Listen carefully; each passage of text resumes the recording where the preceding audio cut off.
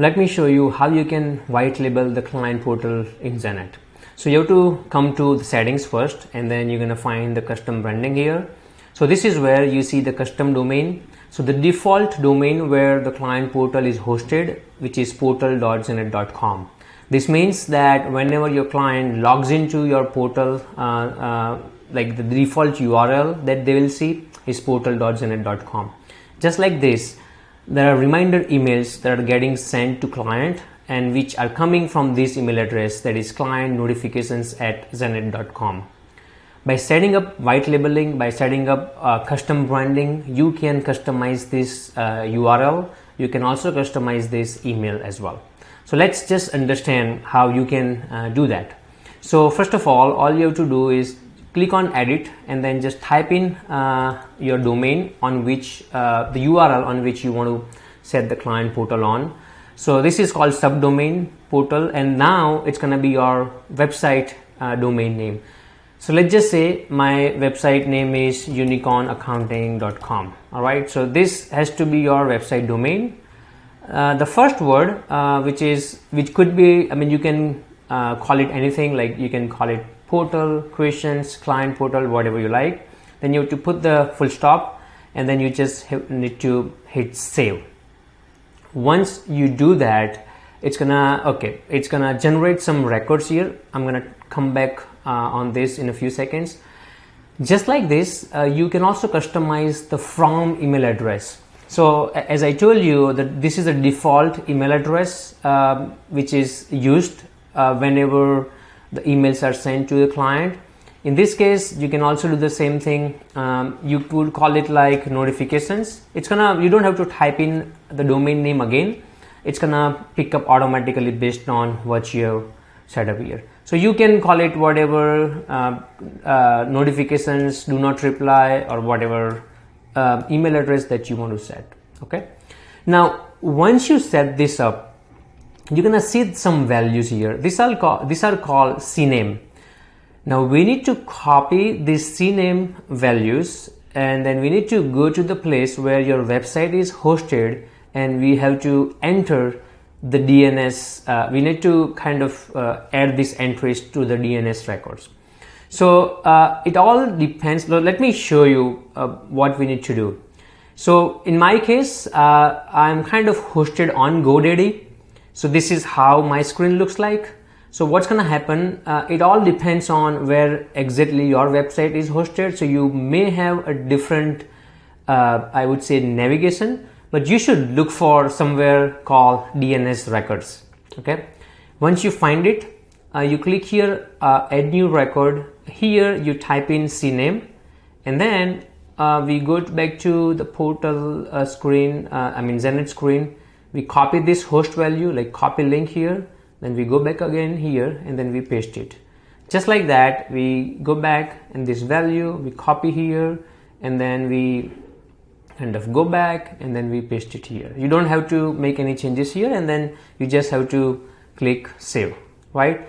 Just like this, you have to actually add all this 1 2 3 4 5 records just like that to your DNS records.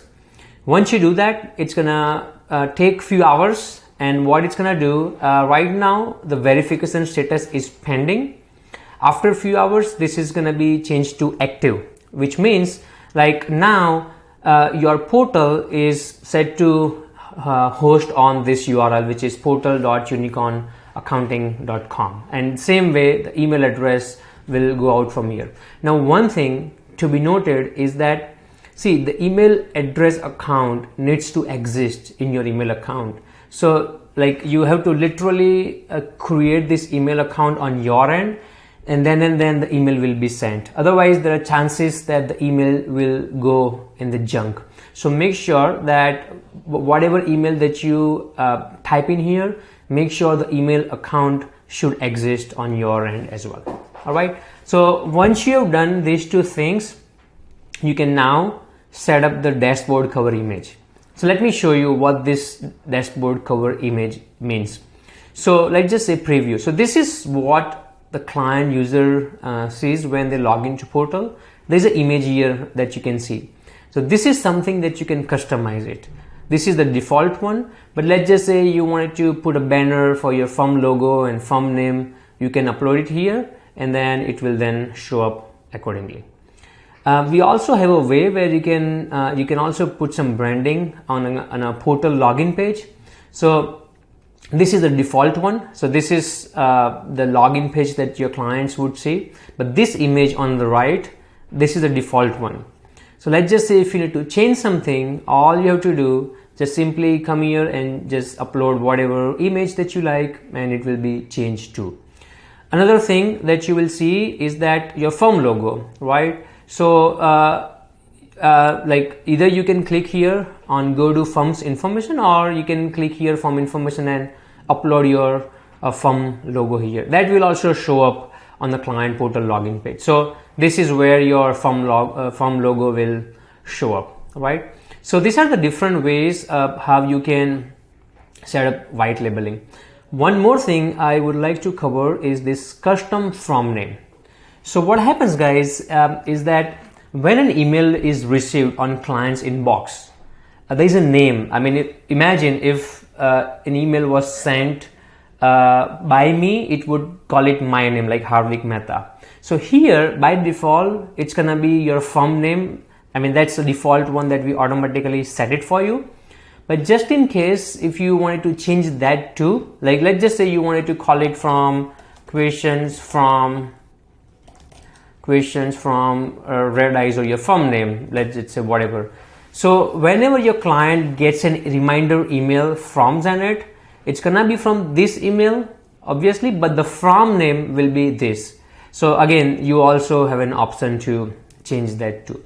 So this is how the whole process works for the white labeling. Once you set this up, there is no way your clients can know it's like there is Xenett behind the scene. They'll look at this URL. The emails will go out from here. Everywhere they're gonna see your branding. Hope this helps.